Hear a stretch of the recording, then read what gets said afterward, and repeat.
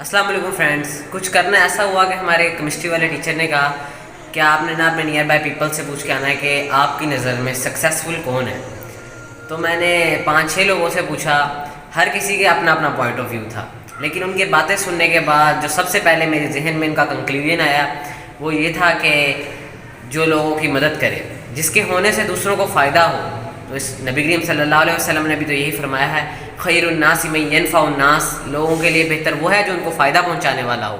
आइए अब हम इसी रूल को अपनी ज़िंदगी का एक हिस्सा बनाते हैं कि अब हमारे ज़िंदगी से, हमारे होने से हर किसी को फ़ायदा हो, हमारे महल्लेदारों को, हमारे अजीज़ व अकारिब को, वो लोग जो हमारे साथ अटैच हैं उनको, और हत्ता कि हम जानवरों को भी फ़ायदा पहुँचाने वाले हों। तारीख़ में बेशुमार इस तरह के वाक़यात मिलते हैं। पहले खलीफतुल मुस्लिमीन हज़रत अबू बकर सिद्दीक़ का दौर था और मदीना में एक बूढ़ी औरत रहती थी। वो बहुत ज़ईफ़ हो चुकी थी और अकेली थी, कोई उसकी मदद करने वाला भी नहीं था। तो हज़रत उमर फ़ारूक सुबह सुबह उसके घर जाते और उसका सारा काम करके उसके लिए खाना पका कर आ जाते। तो उन्होंने देखा कि दो तीन दिन से कोई उनसे पहले आता है और उस बुढ़िया के सारे काम करके चला जाता है। तो उन्होंने कहा बस देखते हैं कौन करके जाता है जो मुझसे पहले आकर इस बुढ़िया की मदद करता है।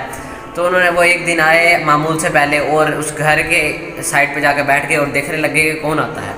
तो उन्होंने देखा ये खलीफा वक्त हज़रत अबू बकर सिद्दीक़ रज़ी अल्लाह थे जो उस बुढ़िया की मदद करने आते थे। उनके ज़िम्मे पूरी उम्मत की ज़िम्मेदारी भी थी, लेकिन इसके बावजूद वो एक मदीना की एक बूढ़ी औरत का ख्याल भी रखते थे। तो आज हम क्यों नहीं ये कर सकते? हम दूसरों को फ़ायदा क्यों नहीं पहुंचा सकते? तभी तो हमारी ज़िंदगी एक सक्सेसफुल होगी जब इससे दूसरों को फ़ायदा हो। आइए अगर हम इस रूल पर अमल करें और दूसरों को फ़ायदा पहुँचाने वाले बन जाएँ तो उन लोगों को हमसे मोहब्बत होगी जिनको हम फ़ायदा पहुँचाएँगे। वो हमारे लिए दुआएँ करेंगे हमारी कामयाबी के लिए।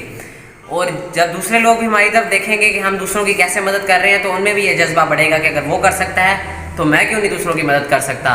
और जब सारा माशरे में लोग एक दूसरे की मदद करने वाले बन जाएंगे तो एक अमन व सुकून वाला माशरा बन जाएगा, और यही तो माशरा एक कामयाब माशरा है। तो आइए आज से हम अहद करते हैं कि हम दूसरों की मदद करने की कोशिश करेंगे ताकि हम इस दुनिया में भी कामयाब हों और आखिरत में भी कामयाब ठहरें। अल्लाह हाफिज़।